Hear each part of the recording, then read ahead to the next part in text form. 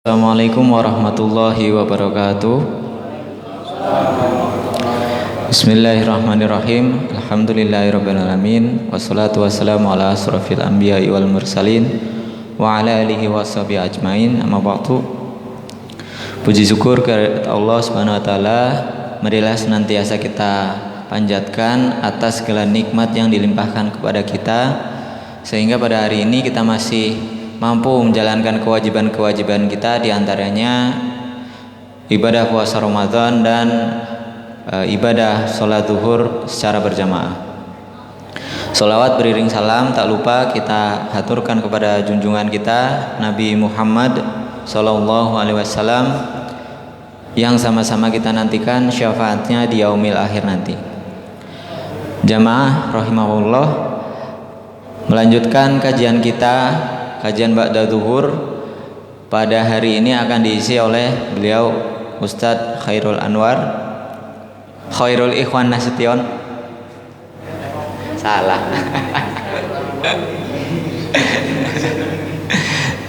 Ya, marilah kita sama-sama menyimak. Semoga apa yang akan beliau sampaikan dapat bermanfaat untuk bekal kita menjalankan ibadah, khususnya di bulan Ramadan dan ibadah-ibadah kita setelah bulan Ramadan.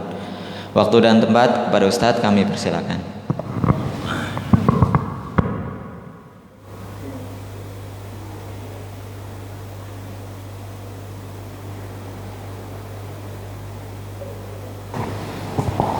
Bismillahirrahmanirrahim. Assalamualaikum warahmatullahi wabarakatuh.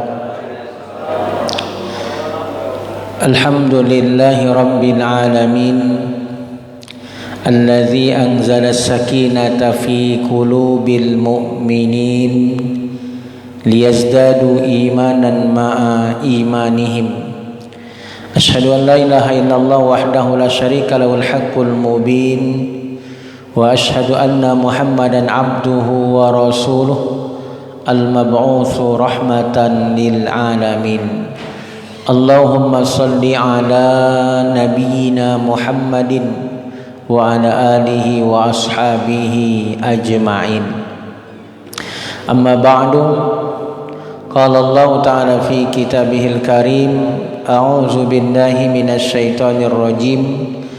Bismillahirrahmanirrahim. Ya ayyuhalladzina amanu taqullaha wa qulu qawlan sadida yuslih lakum a'malakum wa yaghfir lakum dzunubakum wa may yuti'illaha wa rasulahu faqad faza fawzan 'azima. Wa qala Rasulullah sallallahu alaihi wasallam, ittaqillaha haitsu ma kunta wa atbi'is sayyi'atal hasanata tamhuha wa khaliqin nas bi khuluqin hasan.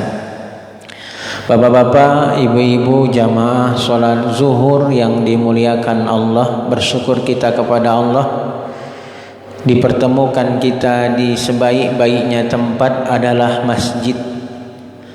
Ditemukannya kita di sebaik-baik majlis taman sorga adalah majlis ilmu. Mudah-mudahan kumpulan kebaikan ini insya Allah menjadikan kita orang yang terbaik di sisi Allah Subhanahu wa taala. Salawat salam kepada Nabi kita Muhammad sallallahu alaihi wasallam. Allahumma salli ala nabiyina Muhammad wa ala ali Muhammad.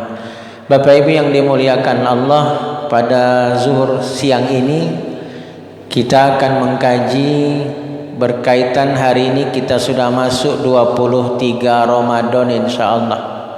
Maka kaji kita adalah tentang apa amalan-amalan di penghujung Ramadan, yang itu memang dituntun dan diajarkan Nabi kepada kita.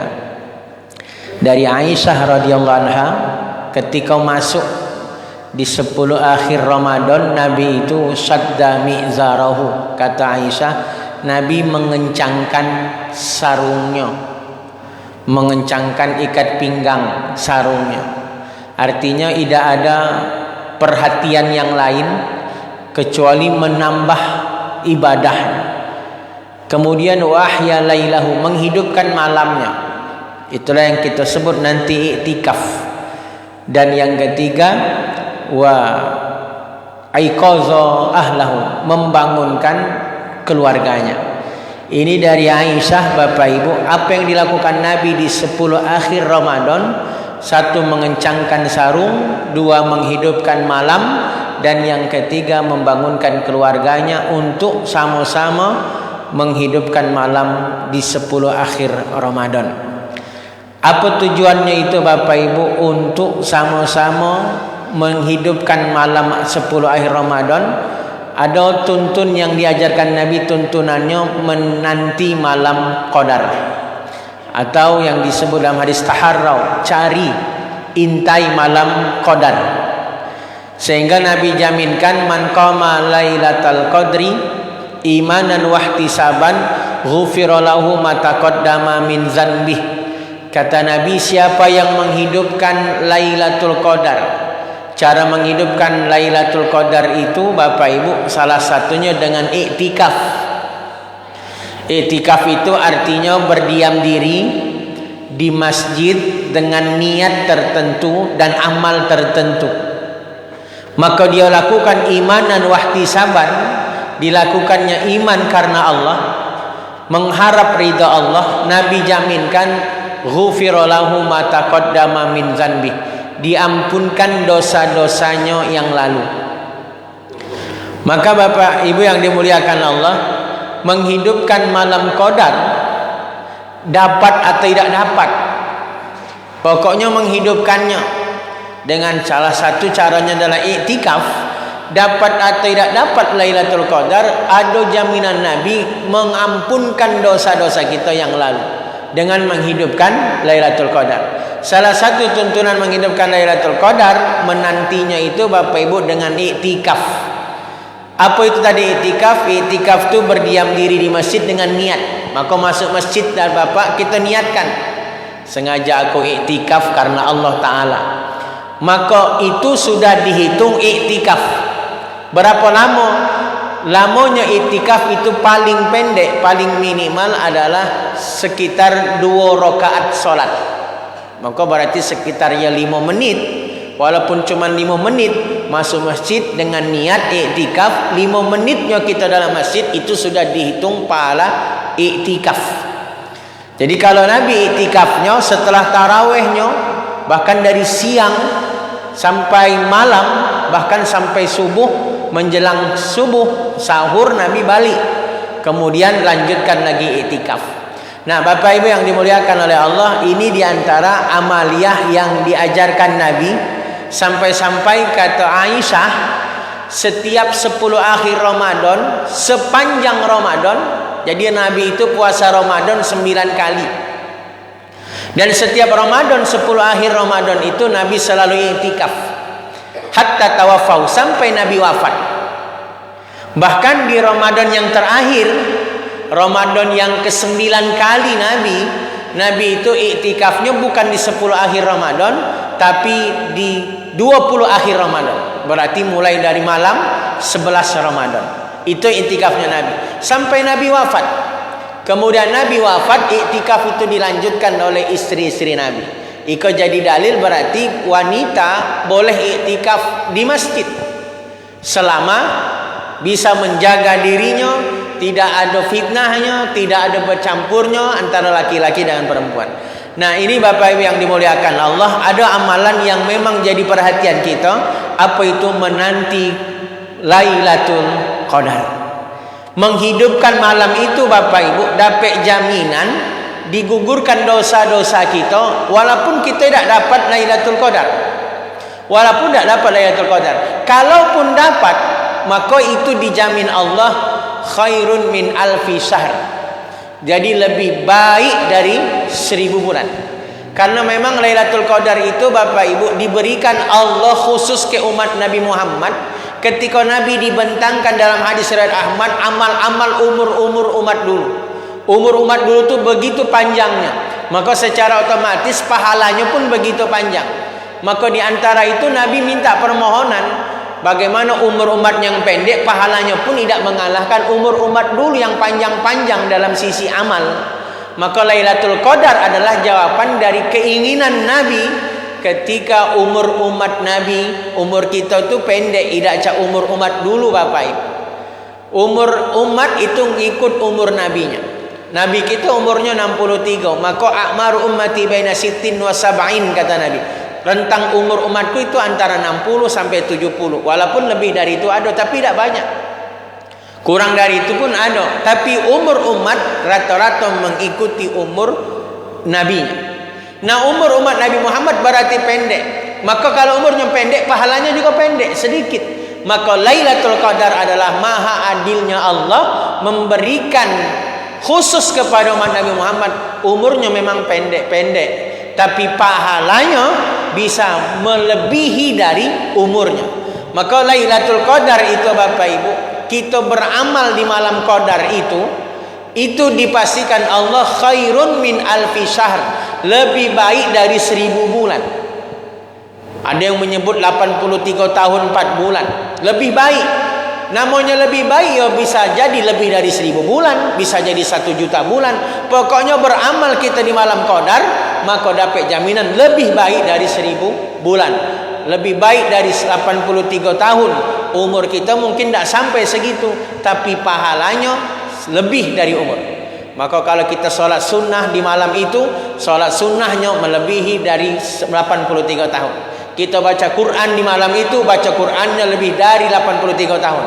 Apapun amal yang kita lakukan di malam Qadar, dapat jaminan pahalanya dikali lipatkan lebih baik dari 83 tahun.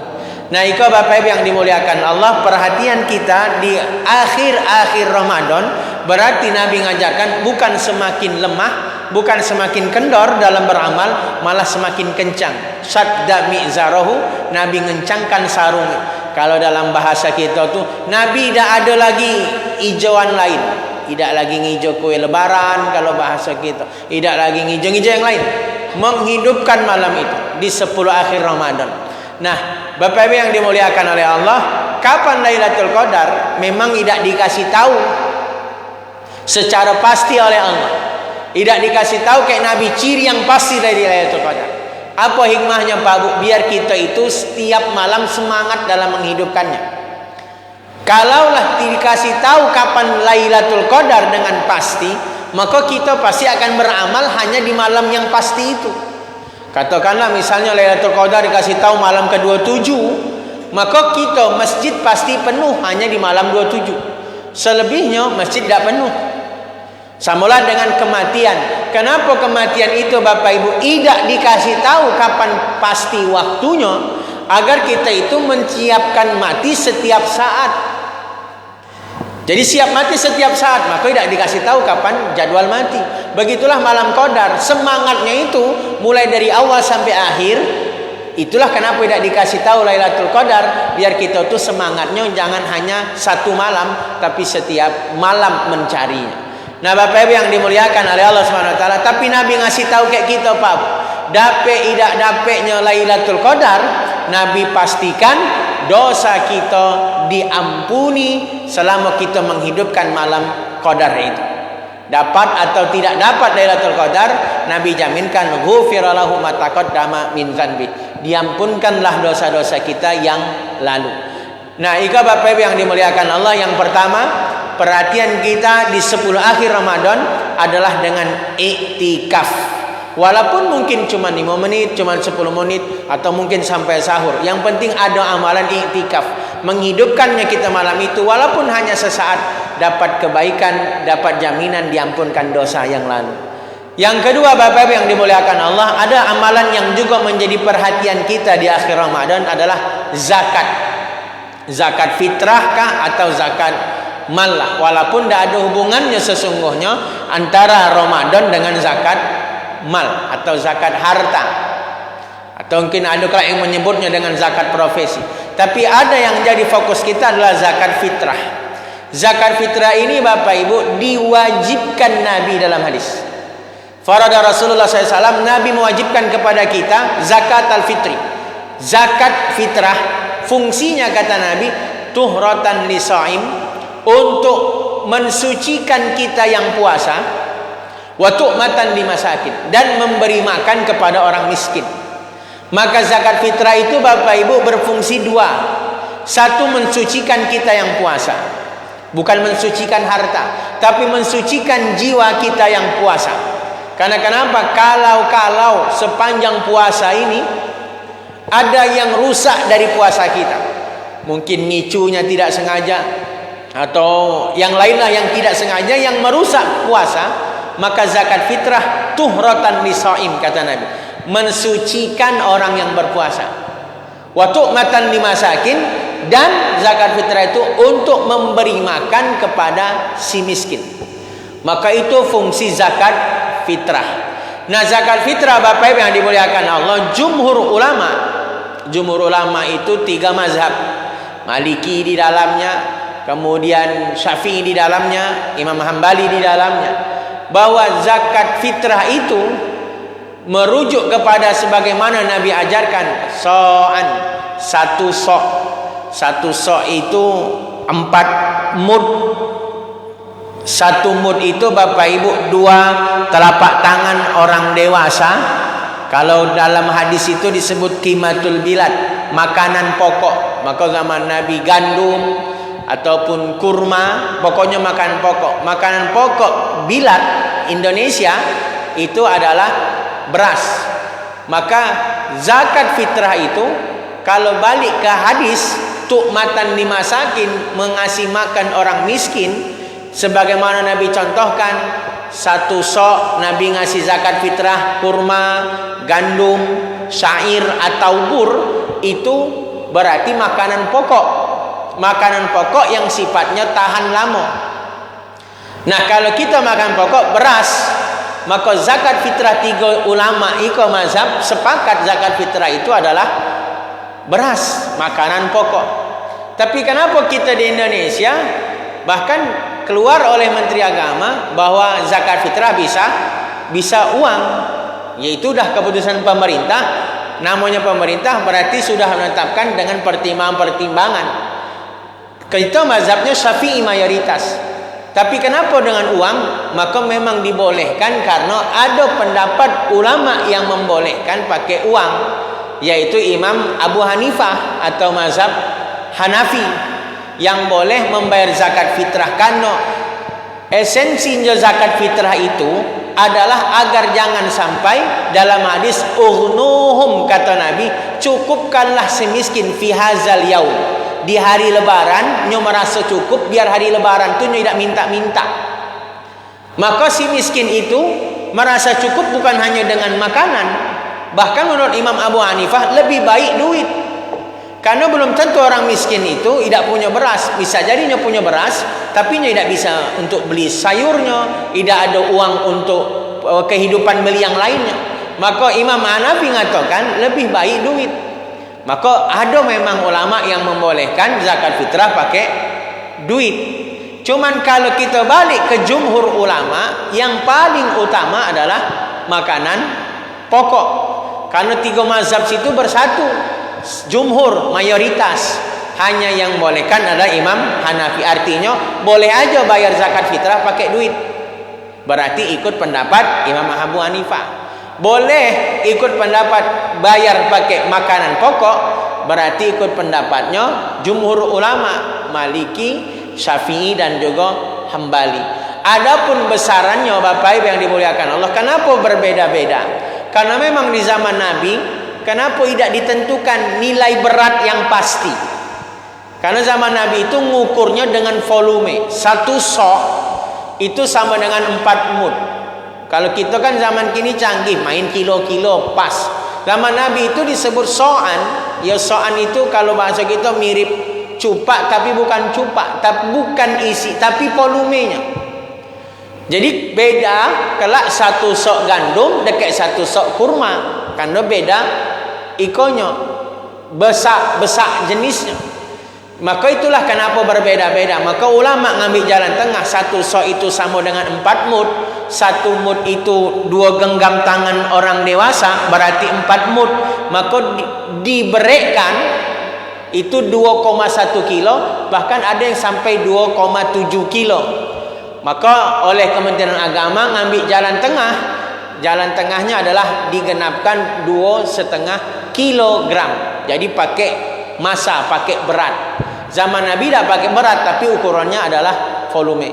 Bahkan ada sebagian mazhab Syafi'i bukan 2,5, 2,8. Bahkan lebih dulu di MUI Jawa Timur menetapkan bahkan 3 kilo. Karena lebih baik dia berlebih daripada kurang. Tapi oleh Kementerian Agama ngambil jalan tengah 2,5. Nah, ika Bapak Ibu yang dimuliakan Allah, kaitan zakat fitrah. Zakat fitrah hukumnya wajib. Bagi siapa? Bagi muslim yang memang memiliki kelebihan makanan sampai hari raya. Itu syaratnya wajib. Bagi yang memiliki kelebihan makanan sampainya hari raya, baik dia hamba sahaya atau dia orang merdeka, baik budak ataupun orang merdeka.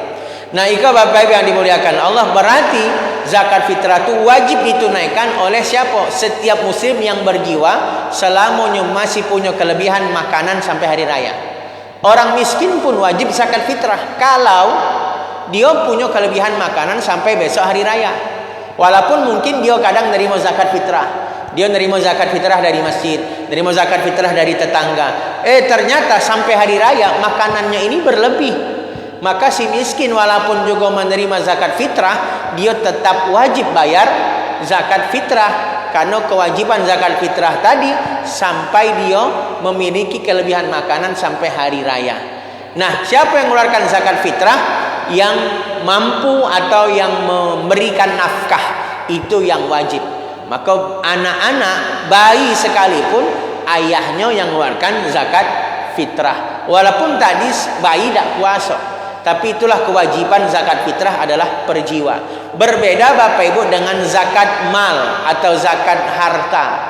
Kalau zakat fitrah itu per jiwa, dan tadi batasannya bukan dari total dari harta, tapi wajibnya ya 2,5%. Beda dengan zakat harta. Zakat harta itu kalau dia sampai nisab, batas minimal, dan haul, 1 haul atau 1 tahun, maka dia wajib dikeluarkan zakat itu sesuai besaran harta yang dia miliki. Berapa nisab batasan minimal wajib zakat? 2,5%. Dari nisabnya itu 85 gram emas. Iko menurut ulama fikih.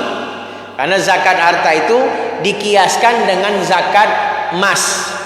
Ketika punya simpanan emas 85 gram dan sampai 1 tahun atau haul, maka sudah memenuhi syarat wajib zakat. Ketika dia sudah penuh syarat wajib zakat, maka dia wajib zakat. Kalau dia tidak wajib zakat, tidak mau zakat, maka dia menjadi berdosa. Dosa. Kenapa? Karena zakat itu hukumnya wajib. Maka begitu juga uang. Kalau kita punya uang setara dengan 85 gram emas, kita taruhlah emas itu, taruhlah misalnya 500.000 misal. Emas 1 gram 500.000. Maka 500.000 dikali 85 gram emas, berarti 42 ya, 42.500.000. Nah, kalau kita punya uang 42.500.000 dan itu uang kita simpan dan setahun, maka dia wajib untuk mengeluarkan zakatnya. Berapa? 2,5%. Karena di harta kita itu wa fi amwalihim haqqul lisaili wal mahrum. Dalam harta kita itu ada haknya fakir miskin, baik fakir miskin yang minta-minta maupun fakir miskin yang tidak minta-minta. 2,5% itu bukan hak kita, tapi ada hak orang lain. Maka dikeluarkanlah 2,5% kalau memenuhi syarat wajib zakat. Maka harta itu Bapak Ibu harus dibersihkan. Bersihkan harta dengan 2 cara. Satu, cara wajib, kita sebut tadi zakat. Zakat dia punya syarat. Satu, dia sampai nisab 85 gram emas. Atau kalau emasnya 1 gram tadi 500.000, berarti kalau dia punya uang 42.500.000 sudah memenuhi syarat pertama. Yang kedua, haul, harus 1 tahun. Maka dua syarat terpenuhi, berarti dia jadi syarat wajib untuk zakat. Nah, kalau tidak memenuhi syarat tadi, maka dia harus juga membersihkan harta, tapi dengan cara sunnah. Karena dia sunnah bersihkan harta, tidak ada batasan, tidak 2,5%, bebas. Itulah yang kita sebut dengan infak. Ada juga menyebutnya dengan sedekah. Nah, itu cara membersihkan harta dengan cara sunnah. Jadi infak, sedekah, walaupun ulama membedakan definisinya. Infak itu adalah menyisihkan sebagian harta. Jadi harta itu berwujud uang yang kita masukkan, itu adalah infak. Kalau sedekah itu lebih umum. Karena kata Nabi, likulli ma'rufin shadaqah. Setiap kebaikan itu adalah sedekah. Maka mengajak orang ke masjid jadi sedekah, mencegah orang berbuat dosa sedekah, setiap langkah kaki ke masjid itu sedekah, bahkan senyum pun adalah sedekah. Tabassumuka fi wajhi akhika laka shadaqah, kata Nabi. Senyummu kepada saudaramu adalah sedekah. Maka sedekah itu lebih luas, bisa materi, bisa yang bukan materi, immateri. Maka kotak amal itu jangan ditulis kotak sedekah. Kalau kotak amal ditulis kotak sedekah, orang tidak mau masukkan duit. Cukup senyum ketika lewat kotak sedekah di depannya, senyum. Karena senyum pun adalah sedekah. Maka kotak ditulis adalah kotak infak. Karena infaknya harus berupa materi, duit misalnya. Nah, itu Bapak Ibu yang dimuliakan Allah, di antara cara membersihkan harta. Apakah zakat fitrah menjadi syarat wajib diterimanya puasa? Tidak. Karena kan hadis yang sering kita dengarkan Bapak Ibu, puasanya pahala puasa itu terkatung-katung antara langit dan bumi, muallaqun bainas sama'i wal ard, terkatung di antara langit dan bumi sampai dia dibayarkan zakat fitrah. Hadis ini palsu. Tapi zakat fitrah wajib kita tunaikan. Sampai kapan? Sampai sebelum hari raya Idul Fitri. Itulah maka dalam hadis, faman addaha ba'da shalah, siapa yang bayar zakat fitri, zakat fitrah sesudah salat Id, fahiya shadaqatun min shadaqat. Maka itu bukan zakat fitrah tapi sedekah biasa. Maka batas akhir membayar zakat fitrah adalah sebelum salat Idul Fitri. Sebelum salat Idul Fitri. Itu batas akhir. Kalau bayar zakat fitrah sesudah Idul Fitri, bagaimana? Dia tetap wajib bayar zakat fitrah, bukan gugur kewajiban. Dia tetap wajib bayar zakat fitrah, tetapi itu tidak pahala zakat fitrah, itu sedekah biasa. Samalah Bapak Ibu hutang. Hutang itu kalau lewat jatuh tempo, apakah gugur kewajiban bayar hutang? Tetap wajib dibayar walaupun lewat jatuh tempo. Begitulah zakat fitrah. Kita belum bayar, itu sudah sholat Id. Zakat fitrah tetap dibayarkan walaupun sudah sholat Id. Mungkin tadi karena kelalaian, karena kelupaan, maka tetap wajib bayar zakat fitrah, tapi pahalanya pahala sedekah biasa. Nah, itu Bapak Ibu yang dimuliakan oleh Allah, kajian yang di penghujung Ramadan, perhatian kita yang pertama adalah iktikaf, cara menghidupkan malam akhir Ramadan yang diajarkan Nabi untuk menanti malam Qadar. Menghidupkan kita malam Qadar, dapat jaminan digugurkan dosa kita, dapat atau tidak dapat. Menghidupkan malam Qadar dengan iktikaf termasuk insyaallah kelak dapat jaminan dari yang disebut Nabi 7 golongan yang dapat naungan dari Allah nanti pada hari kiamat. Sab'atun yuzilluhumullahu yauma la zilla illa zilluh. Ada 7 orang kata Nabi yang nanti pada hari kiamat akan mendapatkan naungan, perlindungan di saat tidak ada naungan kecuali naungan dari Allah. Satu dari 7 itu rajulun zakarullah khalian fatat ainu. Orang yang ingat Allah di malam hari kemudian menangis dengan dosa-dosanya, maka itu 1 dari 7 dapat naungan. Maka iktikaf bagian dari orang yang ingat Allah. Iktikaf itu mutus hubungan dunia sesaat. Belajar kita lebih akrab dengan Allah, itulah iktikaf di dalam masjid. Yang kedua Bapak Ibu, perhatian kita di penghujung Ramadan, jangan lupakan menunaikan zakat fitrah. Jangan lupakan, karena zakat fitrah ini hanya diwajibkan sampai sebelum sholat Id. Di luar sholat Id maka tidak ada zakat fitrah. Dan zakat fitrah pun menjadi kewajiban kita suami atau ayah untuk membayarkan seluruh anggota keluarganya. Ulama jumhur bayarnya dengan makan pokok, dengan beras. Walaupun Imam Hanafi membolehkan, bahkan kata beliau lebih baik dengan uang. Nah, itu perbedaan. Adapun zakat mal, kalaulah Ramadan hitungannya 1 tahun sudah Ramadan, maka wajib kita mengeluarkan zakat mal di Ramadan. Kenapa orang berlomba-lomba bayar zakat mal di Ramadan, zakat harta di Ramadan? Karena pahala yang kita bayarkan zakat itu wajib. Menunaikan ibadah wajib Ramadan, pahalanya dikali lipatkan, bahkan sampai 70 kali lipat. Man adda faridatan, siapa menunaikan satu ibadah wajib, kana kaman adda sab'ina faridatan fi masiwa, maka pahalanya Bapak Ibu dikali lipatkan sampai 70 kali lipat. Demikian Bapak Ibu yang dimuliakan Allah, amalan di penghujung Ramadan. Kita buka tanya jawab, Mas. Baik, terima kasih Ustaz. Bagi hadirin jamaah yang ingin mengajukan pertanyaan, dipersilakan.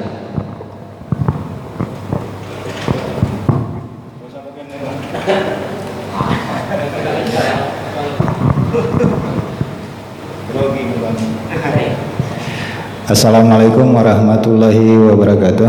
Waalaikumsalam warahmatullahi wabarakatuh. Terima kasih Pak Ustadz atas pencerahannya.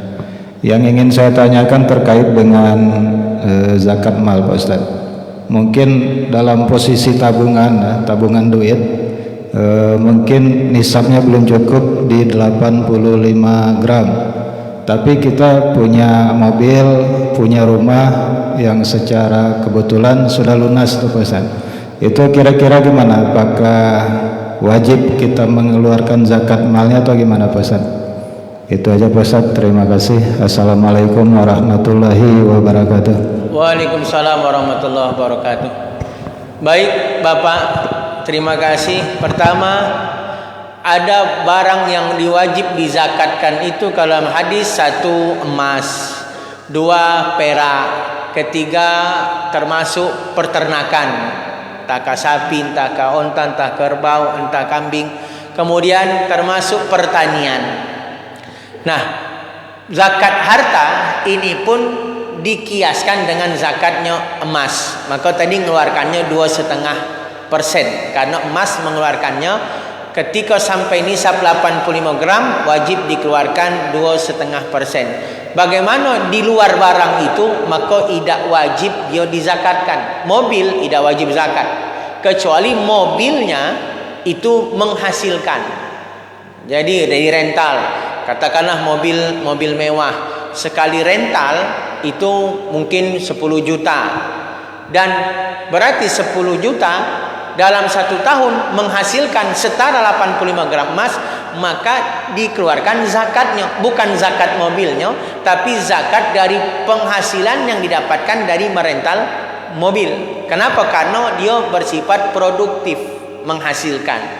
Tapi kalau mobilnya tidak digunakan untuk mengusaha, maka tidak wajib mengeluarkan zakat mobil. Begitu juga rumah, tidak mengeluarkan zakat rumah, kecuali rumah tadi yang produktif. Kita sewakan rumah, dikontrakkan setahun, dapat penghasilan setara 85 gram emas, maka wajib keluarkan. Tapi bukan zakat rumahnya, zakat penghasilan dari rumahnya. Nah, adapun memang ada ulama mengajarkan zakat untuk pertama, beli rumah untuk membersihkannya dizakati. Itu perbedaan pendapat ulama. Tetapi rumah, kendaraan tidak wajib dizakati. Jadi kalau tabungan kita tidak sampai setara 85 gram emas, tidak wajib zakat. Maka kita bersihkannya dengan cara sunnah, dengan berinfak. Begitu Pak. Wallahu a'lam. Ya, silakan Pak.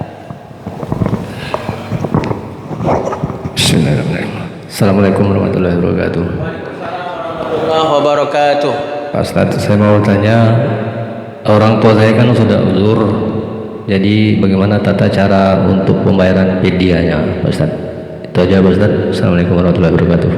Waalaikumsalam warahmatullahi wabarakatuh. Baik, fidyah Allah yang menetapkan, wa 'alal ladzina yutiquna fidyatun ta'amu miskin. Adapun orang yang lemah, yang tidak sanggup berpuasa, fidyatun ta'am miskin. Ganti puasanya adalah dengan memberi makan orang miskin. Maka ganti puasa kita itu dengan memberi makan orang miskin, yang kita sebut fidyah, ngasih makan orang miskin. Berapa takaran fidyah? Takaran fidyah itu Bapak Ibu, ulama mengajarkan itu ngasih makan orang miskin. Ngasih makan orang miskin ya sebagaimana kita makan. Kalau mau diuangkan, misal kita dalam satu hari itu kan makannya 3 kali. Maka berapa dalam satu hari selama 3 kali makan, berapa kisaran uang yang kita butuhkan untuk dalam satu hari untuk 3 kali makan? Misal kalau pagi kita makan sarapan taruhlah mungkin lontong mungkin 10.000. Siang kita mungkin nasi bungkus 15.000. Malam mungkin kita lontong lagi mungkin 10.000, 15.000, 10.000 berarti 35.000. Maka 35.000 ukuran makan kita. Walaupun ada ulama ukuran makan orang miskin. Ada juga yang berpendapat ukuran makan orang miskin. Ya ukuran makan orang miskin berarti lebih dari 35.000. Tapi ulama biarlah berlebih, karena tadi faman tatawwa khairan fahuwa khairullah. Siapa yang melebihkan maka kebaikannya untuk kita. Maka ukurannya itu ukuran makan kita dalam satu hari. Kalau tadi berarti 35.000, berarti ngasih makan orang miskin, boleh kita kasih duit, boleh 35.000 satu hari. Berarti kalau orang tua kita tadi 1 bulan Ramadan iko katakanlah 30 hari, berarti 30 hari kali 35.000 kasih duitnya. Boleh satu orang miskin 35.000 sebanyak 30 orang miskin, berarti boleh. Jadi 30 orang miskin kita kasih 35.000, 35.000, 35.000, 35.000 boleh. Atau satu orang miskin kita kasih duit 35.000 kali 30. Berapa lah itu Pak? 1.050.000 untuk satu orang miskin boleh. Jadi dia boleh 30 orang miskin 35.000, 35.000, boleh satu orang miskin aja, tapi untuk 30 hari puasa berarti 35.000 kali 30 1.050.000 tadi. Begitu Pak. Itu hanya 11 hari. Ganti 11. Gantinya hanya 11 ketika orang tua kita tidak mampu lagi untuk puasa. Tapi ketika dia mampu, masih mampu puasa, kira-kira kalau habis lebaran masih sanggup puasa, maka tidak boleh fidyah. Yang boleh fidyah adalah orang memang orang sakit yang tidak ada harapan sembuh, atau orang tua yang memang menurut ilmu medis tidak sanggup lagi untuk puasa. Tapi maka itu boleh, mereka boleh fidyah. Tetapi kalau sakit masih ada harapan sembuh, kalau dia sembuh masih kuat puasa, dia tidak boleh wajib, tidak boleh bayar fidyah, tapi dia wajib mengqadha, mengganti berapa hari dia tidak puasa. Begitu Pak. Itu bedanya. Wallahu a'lam. Berarti termasuk yang kalau lahiran ya Tad? Pas itu nggak boleh fidyah atau? Bagaimana orang yang lahiran? Maka ibu-ibu hamil melahirkan, menyusui, nah itu perbedaan pendapat ulama. Kenapa di ayat itu tidak disebutkan dengan jelas bahwa melahirkan, menyusui, tapi cuma disebut wa 'alal ladzina yutiqunahu, orang yang tidak mampu. Nah orang yang tidak mampu kok termasuklah di satu orang tua yang tidak mampu. Yang kedua, apakah wanita hamil, wanita menyusui tergolong orang tidak mampu apa tergolong orang sakit? Kan wa in kuntum maridan aw ala safarin fa'iddatun min ayamin ukhra, kata Allah. Kalau kamu sakit atau dalam perjalanan, maka gantilah puasa itu setelah Ramadan. Itulah qada puasa. Wa 'alal ladzina yutiqunahu, adapun orang yang tidak mampu puasa. Nah, itulah perbedaan ulama dalam memahami orang yang tidak mampu puasa. Maka ada ulama mengatakan orang hamil itu bukan orang sakit, karena hamil itu bukan sakit, tapi tergolong orang yang tidak mampu puasa. Maka ada ulama pendapat orang hamil, orang menyusui, ibu-ibu yang melahirkan, maka tergolong sama dengan orang yang tidak mampu puasa. Maka ada ulama pendapat mengatakan fidyah, cukup bayar fidyah.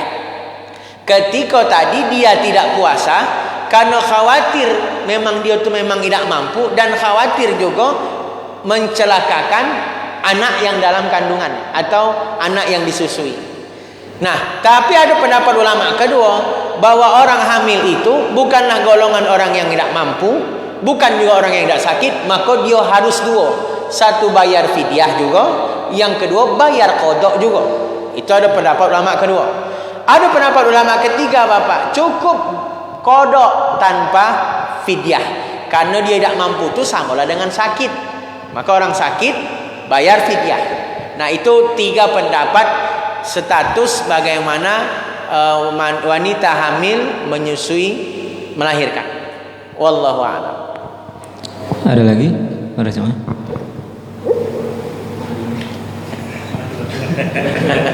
Yang muda dulu lah, yang tua dulu. Assalamualaikum warahmatullahi wabarakatuh. Waalaikumsalam warahmatullahi wabarakatuh. Saya mau nanya tentang zakat itu, Pak Ustadz. Zakat itu bisa nggak? Semisal saya mau zakat fitrah itu langsung ke orangnya kan?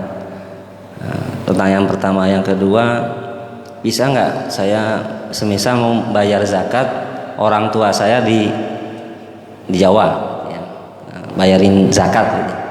Yang ketiga, ada nggak waktu khusus, waktu istimewa bayar zakat fitrahnya itu, Pak Ustadz? Sekian. Assalamualaikum. Waalaikumsalam warahmatullahi wabarakatuh. Baik, terima kasih Pak. Pertama, apa pertama ini Pak? Kapan? Oh, boleh kan bayar zakat fitrah langsung kepada si fakir, kepada si miskin tanpa lewat amil zakat?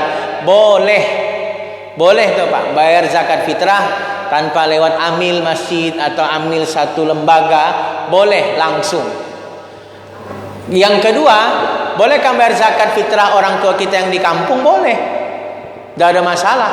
Kita membayarkannya karena kita lebih mampu daripada orang tua, bahkan mungkin karena kita yang menafkahkannya, maka boleh kita membayarkan zakat fitrah.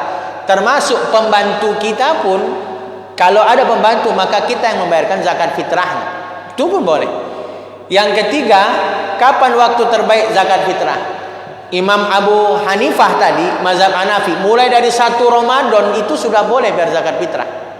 Mulai 1 Ramadan boleh bayar zakat fitrah. Bahkan ada salah satu ulama dari mazhab Hanafi yang agak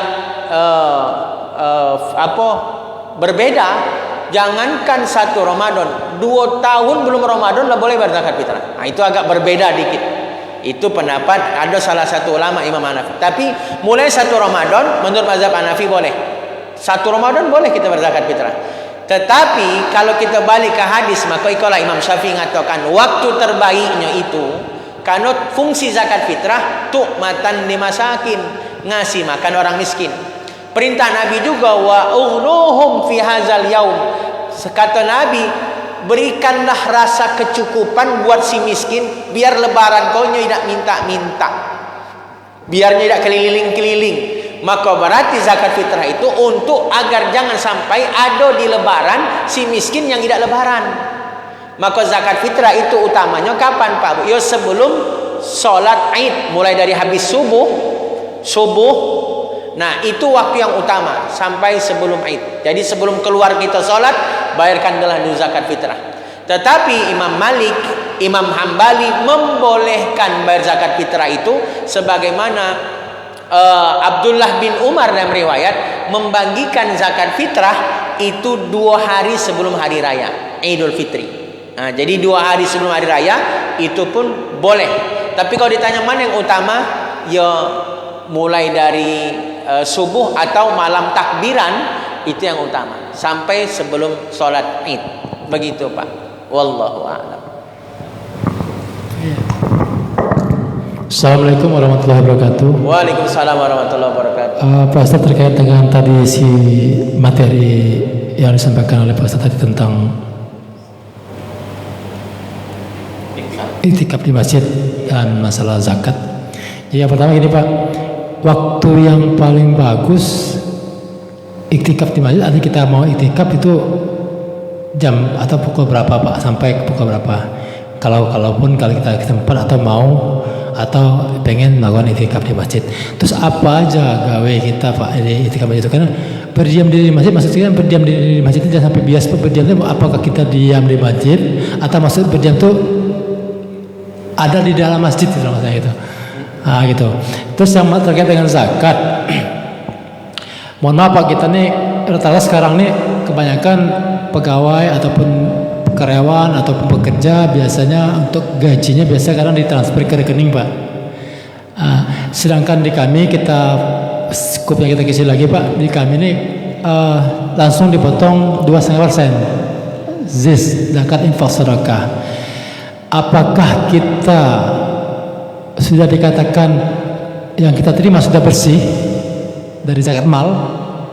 Saat yang pertama gini Pak, yang dipotong dari zakat itu apakah itu termasuk potongan zakat mal, zakat harta kita atau bukan? Tolong jelaskan itu. Terus kalau itu memang termasuk zakat mal, rentetan berikutnya ini apabila misalnya kita kan dapat gaji, mungkin biaya atau apa kan, kos-kos hari-hari, terus ada biaya yang mendam Pak. Mendam artinya kita sudah dipotong nih 2,5% tadi kan, tapi mungkin buyur nabung disisikan, akhirnya kan banyak gitu kan Pak ya.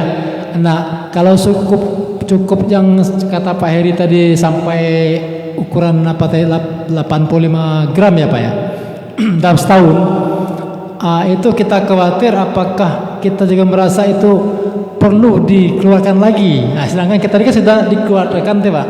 Mohon penjelasan Pak terkait hal itu Pak, mungkin kita masih banyak awam terkait hal ini. Terima kasih Pak, terima kasih. Wassalamualaikum warahmatullahi wabarakatuh. Waalaikumsalam warahmatullahi wabarakatuh. Baik, terima kasih Pak Haji. Pertama, kapan waktu iktikaf? Kalau kita balik ke sunnah yang diajarkan Nabi di 10 akhir Ramadan.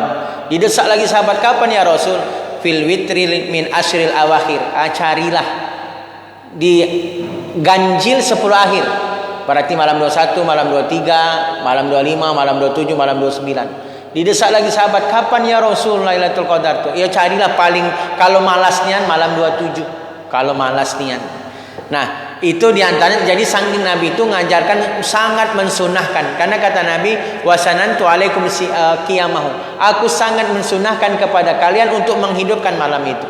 Nah, jadi walaupun tidak bisa sepanjang malam, ya minimal sepanjang sholat 2 rakaat jadilah. Nah, itu jadi waktunya kapan? Habis taraweh, Pak, bolehlah kita balik dulu habis taraweh. Kemudian sekitar jam-jam 10, jam 11 kita ngulang lagi ke masjid. Nah, disitulah terbaiknya itikaf sampai di sepertiga akhir di malam. Jadi sekitar sampai jam 2 atau bolehkah sampai sahur. Jadi yang jelas itikaf itu 5 menit jadilah. Kita sudah termasuk menghidupkan malam itu walaupun cuman 5 menit karena mungkin besok nak kerja, tidak mungkin nak begadang. Nah, apa yang kita lakukan itikaf berdiam diri?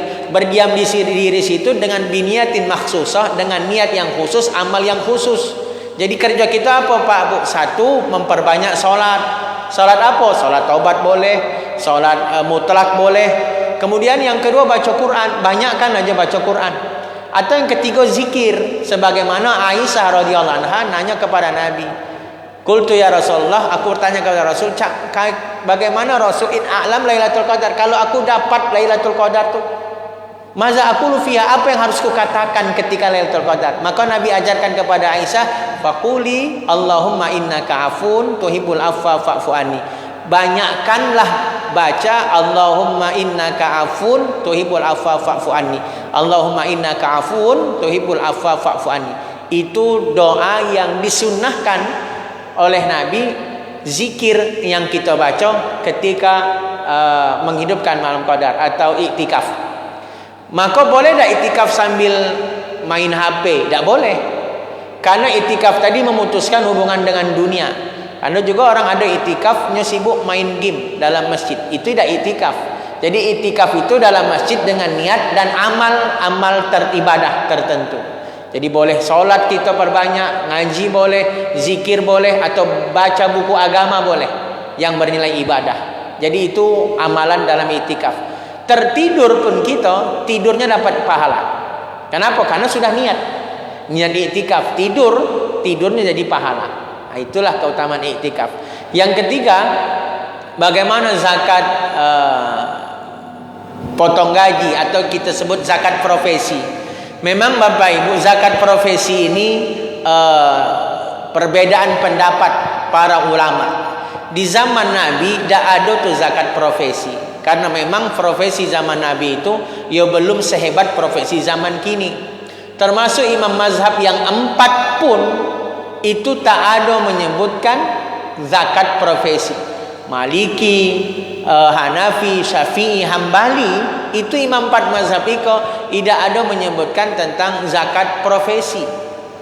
Sampailah di tahun 1000 Hijriah, bahkan 1000 terakhir 400 Hijriah, itu belum ada yang disebut zakat profesi. Nah, adapun ulama sekarang, jadi kesimpulannya ulama klasik, ulama dulu itu tidak ada zakat profesi. Adanya zakat profesi itu ya di kekini-kinian ulama kontemporer yang digawangi oleh Dr. Yusuf Qaradawi itu kan, ulama Mesir, bahwa menengok fenomena kini, bahwa profesi kini itu bahkan melebihi profesi yang dulu diwajibkan zakat. Zaman Nabi, peternak wajib zakat, petani wajib zakat, yang punya emas wajib zakat, perak wajib zakat. Contoh profesi pengacara.